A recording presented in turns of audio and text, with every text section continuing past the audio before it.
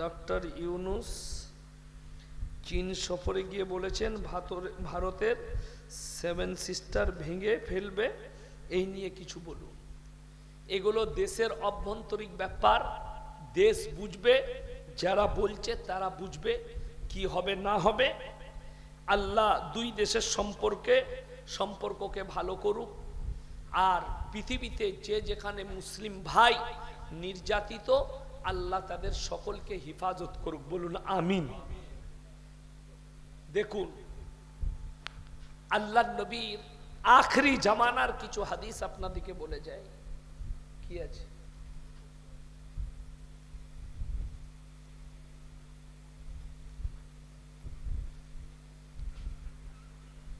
চেয়ারে নামাজ পড়া নিয়ে কিছু বলুন। চেয়ারে নামাজ হবে না, চেয়ারে বসে নামাজ শরীয়ত সম্মত লয়। মসজিদে চেয়ারে বসে নামাজ পড়া যাবে না, চেয়ারগুলো বাইরে বের করে ফেলে দিতে হবে। মসজিদের কমিটি কারা হবে? যারা বেশি গাঁজা খাবে তারা হবে। এটা আবার বলা লাগবে? মসজিদের কমিটি হতে গেলে শুনেলেন, মসজিদের যে সেক্রেটারি হবে, প্রথম শর্ত হচ্ছে ইমামের অবর্তমানে নামাজ পড়াবার যোগ্যতা থাকতে হবে। নাম্বার 2, মসজিদের কমিটি থাকলে কম্পালসারি 5 ওয়াক্তের নামাজি হতে হবে, হারাম কাজ থেকে বিরত থাকতে হবে। কিন্তু কি বলবো জানেন, আমাদের দেশে একটা সিস্টেম আছে, কোন সুদখোর যদি 1 লাখ টাকা দেয় তার সম্মান বেশি, আর কোন যদি ইমানদার ব্যক্তি 100 টাকা দেয় তার সম্মান নাই। এটা হচ্ছে সমাজের দোষ। আমি এই জন্য বলছি, আমার চাকরি যাবার ভয় নাই। আপনাদের ইমাম বললে ইমামের চাকরি চলে যাবে, আমার চাকরি যাবার ভয় আছে? আমি বয়ান শেষ করব, ঘর পালাবো, কালকে আবার অন্য জায়গায় বলবো, আমার ভয় নাই। বাস্তব কথা বলছি। যদি আপনার হাওড়া জেলার যে কোনো মাদ্রাসায় যান, গিয়ে খালি বলবেন হাদিস কোরআন থেকে শর্তগুলো লিখে দেন, কোন কোন শর্তগুলো দরকার একজন মসজিদ কমিটির। আমাদের হাওড়া জেলায় যদি 1000 মসজিদ থাকে, 995টা মসজিদের সেক্রেটারির নামটা কাটা যাবে। ঠিক বললাম না ভুল বললাম? কিন্তু বাস্তব কথা, হারাম হালালের বিচার নাই, দিন বা দিনের বিচার নেই। কিন্তু কি বলবো, অনেকজন মনে করছেন এই চেয়ারে বসে নামাজ, চেয়ারটা, এই যে আমি সিংহাসনে বসেছি, এই সিংহাসনে বসার পরে কি মনে হচ্ছে এটাই কারা বসে? Style, status. চেয়ার হচ্ছে স্ট্যাটাসের জায়গা। গোটা বাগনান বাজার ঘুরে এসছে, এসে মসজিদে বলছে চলতে পারছি না, দিয়ে চেয়ারে বসেন। গোটা বাগনান বাজার ঘুরে বেড়াচ্ছি, আর নামাজের সময় বলছে আমি আর চলতে পারছি না, আর বসতে পারছি না। চেয়ারে বসে নামাজ কোনো হালতে হবে না, আপনি নিচে বসে ইশারায় নামাজ পড়ুন। কথাটা বুঝতে পেরেছেন? পা মেলে বসে গেলেন। অনেকজন মনে করে সামনের দিকে পা মেলা যাবে না, কে বললে মেলা যাবে না? আপনি পাচ্ছেন না, সামনের দিকে পা মেলে বসে গেলেন, আপনি ইশারায় নামাজ পড়ুন। আল্লাহ আল্লাহ, ইশারায় পড়ুন। বেহুশ না হওয়া পর্যন্ত নামাজ মাফ নেই। কিন্তু মসজিদের ভেতরে চেয়ার থাকলে সমাজের লোকের উচিত ওই চেয়ারগুলো ছুঁড়ে ফেলিয়ে দেওয়া। মসজিদের চেয়ারে নামাজ পড়া যাবে না। আপনি যদি বলেন বাড়িতে, আপনি বাড়িতে পালঙে বসে নামাজ পড়তে পারেন। আমার আব্বাজি যখন অসুস্থ হয়েছিলেন লকডাউনের সময়, তখন ওই বাড়িতে বসে বসে নামাজ পড়তেন, বালিশে ঠেস দিয়ে ইশারায় নামাজ পড়তেন। আপনি পড়ুন, বালিশে ঠেস দিয়ে ইশারায় নামাজ পড়ুন, অসুবিধা কিচ্ছু নেই। কিন্তু মাথায় রাখবেন, চেয়ারে বসে নামাজ পড়বেন না। মহিলাদিকেও বলছি, আপনারা নিচেই বসে নামাজ পড়ুন, শুয়ে শুয়ে ইশারায় পড়ুন, নামাজ হবে। কিন্তু কোনো হালতে চেয়ারে নামাজ হবে না। এটা ফ্যাশন দাঁড়িয়েছে এখন। এক একটা মসজিদে, টাউনে এক একটা কাতারে দেখছি এপারে 5টা, ওপারে 5টা, পেছনে 5টা, গাদা চেয়ারে বসার নামাজ লোক। কিন্তু গোটা দুনিয়া পায়ে হেঁটে ঘুরে বেড়াচ্ছে। নামাজের সময় বলছে কোমরে ধরো, নিচেই বসো, নিচেই বসে নামাজ পড়ো। শরীয়তটাকে নিয়ে খেলা করবেন না। আজকে খেলা শুরু হয়েছে শরীয়তকে নিয়ে। তারা মৌলবীদের কথাও মানে না, তারা নিজেদের মত করে চলে। ইসলাম কারো যুক্তিতে চলে না, শরীয়তে চলে। সাহাবীদের জামানায় চেয়ার ছিল না, আপনি বলবেন এরকম চেয়ার ছিল না, কিন্তু উঁচু জায়গা ছিল, কাঠের গুড়ি। নবীজি খুতবা দিতেন কাঠের গুড়িতে বসে। এরকম মেহরাব ছিল না, আমরা যেটা তৈরি করেছি ওই মেহরাব ছিল না, কাঠের গুড়িতে। কিন্তু এটা ইজমার ওপরে জায়েজ আছে, উঁচু জায়গা, ইমাম উঁচু জায়গায় বসে থাকবে। ওই জন্য চেয়ার নয়, চেয়ার হচ্ছে ট্যাটাসের জায়গা। আমরা অনেকজন ডাইনিং টেবিলে খাই, আল্লাহ বরকত তুলে নিয়েছে। সুন্নত সরে যাবে, একটা সুন্নতকে যদি কেউ জিন্দা করে 100টা শহীদের মর্তবা পাবে। জোরে বলুন সুবহানাল্লাহ। 100টা শহীদের মর্তবা পাবেন কেউ যদি একটা সুন্নতকে জিন্দা করতে পারে। দাড়ি বড়, গোঁফ ছোট আপনি রাখুন, নখ ছোট, পরিষ্কার পরিচ্ছন্নতা ইমানের অঙ্গ। আজকে দুঃখ কোথায় জানেন? একটা মুসলিম পাড়ায় গেলে সেখানে নোংরামি দেখে বুঝতে পারবেন এখানে মুসলিমরা বাস করে, নোংরা, জঘন্য, অপরিষ্কার। আর একটা হিন্দু গ্রামে যান, পরিষ্কার পরিচ্ছন্নতা দেখে বুঝতে পারবেন এখানে হিন্দু ভাইরা বাস করে। আরে তোমার জামাই 5টা সেলাই হবে, কিন্তু জামাটা সুন্দর হবে। সেলাই থাক না এখানে, কিন্তু জামাটা কি হতে হবে? সুন্দর, পরিষ্কার, সাবান দিয়ে পরিষ্কার করা জামা। ঈদের জামা নেই, ছিঁড়া জামা, ওটাই জামাটা পরিষ্কার করে পরুন। এটা আমি ইসলাম বলছি। সবাই আজকে হাত তুলে বলুন, আজ থেকে 5 ওয়াক্তের নামাজি হব ইনশাআল্লাহ। নামাজ কেউ ছাড়বেন না, রোজা রমজানের 30টা কেউ ছাড়বেন না। নিজের বিবিকে পর্দায় রাখুন, মেয়েকে পর্দায় রাখুন, পরিবেশ তৈরি করুন, পরিবেশ ইসলামিক পরিবেশ। তা না হলে কিয়ামত কাছে চলে এসেছে, কিয়ামত কাছে আছে আপনার, আপনি কালকেই ধ্বংস হয়ে যেতে পারেন। আপনাকে আল্লাহ নমুনা দিয়েছে, 30 সেকেন্ডের ভূমিকম্পে গোটা ব্যাংকক আর মায়ানমারকে ধ্বংসই স্তূপিত করে দিয়েছে আল্লাহ তাআলা। 30 সেকেন্ডের ভূমিকম্পে আপনি ভেবে দেখুন, এটা যদি 30 মিনিট পৃথিবীকে আল্লাহ কাঁপায়, 30 মিনিটে কি তছনছ হতে পারে। আপনি হাই রোডে উঠেন, বোর্ড দিয়ে আছে কিসের? সৌরভ গাঙ্গুলি, সেহবাগ, রডের অ্যাড দিচ্ছে আর সিমেন্টের অ্যাড দিচ্ছে। এলিগেন্ট রড ব্যবহার করুন, ঘরকে মজবুত বানান, ভূমিকম্প থেকে বাঁচান। যা 30 সেকেন্ডে মালগুলোকে ভরে দিয়েছে গুঁড়িয়ে। তোমার সিমেন্ট আর রড কাজে লাগবে না। আমি আল্লাহ যদি চাই 30 সেকেন্ডের ভেতরে গোটা পৃথিবীটাকে তছনছ করে দেব।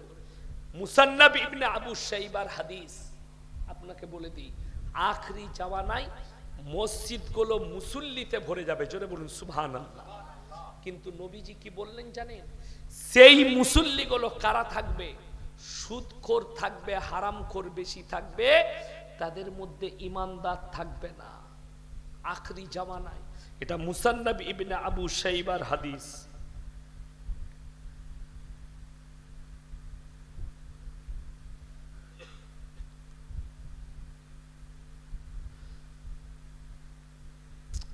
এদের নামগুলো লিয়াটাই পাপ। যাদের নাম লিখেছে ফরজ গোসল করতে হবে এদের নাম নিলে, কি বুঝলেন? এদিকে আমি আমার ধ্যানের বাইরে রাখছি, আমার এদের প্রতি বহুত বড় ঘৃণা। ওই জন্য আল্লামা ইকবাল বলেছেন, ইস ঘর কো আগ লাগি ঘর কি চিরাগ সে। মুসলমান, তোমরা নিজেদের ঘরে নিজের আগুন ধরিয়েছো।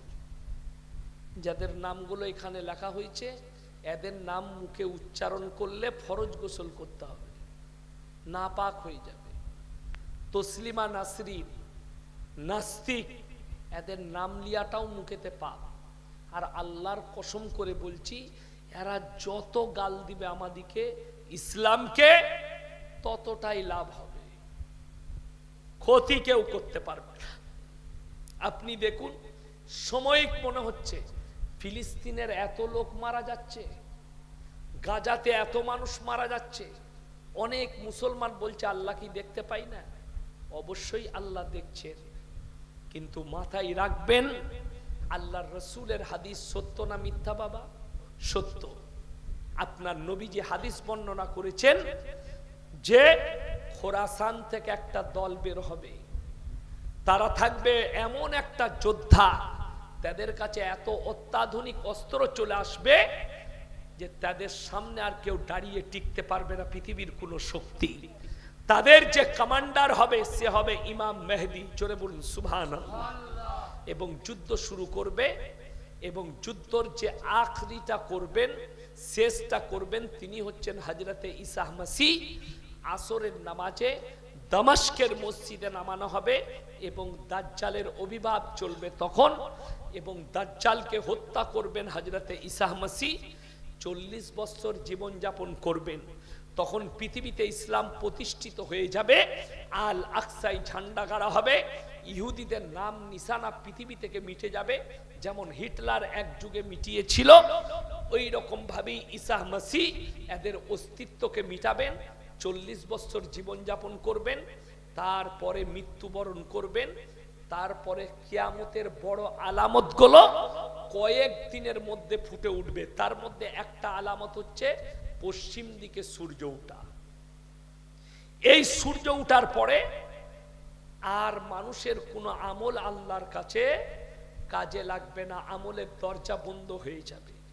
ওই জন্যে আপনাদেরকে অনুরোধ করছি, নবীজিকে প্রশ্ন করলেন হযরতে আবু বকর সিদ্দিক রাদিয়াল্লাহু তাআলা আনহু, ইয়া রাসূলুল্লাহ, পৃথিবীর মধ্যে সবথেকে জ্ঞানী ব্যক্তিকে? নবীজি কি উত্তর দিলেন জানেন? সবথেকে জ্ঞানী ব্যক্তি সে যে প্রত্যেকদিন একবার নিজের মৃত্যুকে স্মরণ করে। আপনি শুতে যাওয়ার আগে যখন বিছানায় শুয়ে পড়বেন, চোখ খোলা থাকবে, মনে মনে ভাববেন আমি যদি আজকে ঘুমের মধ্যে মারা যাই, কালকে আমার কি হবে। এই স্মরণটা, আল্লাহর ভীত আপনার ভেতরে ঢুকবে, আপনি ভীত কঙ্কিত হবেন, আপনার ঈমান মজবুত হবে। প্রত্যেক দিন স্মরণ করতে হবে, সে জ্ঞানী ব্যক্তি।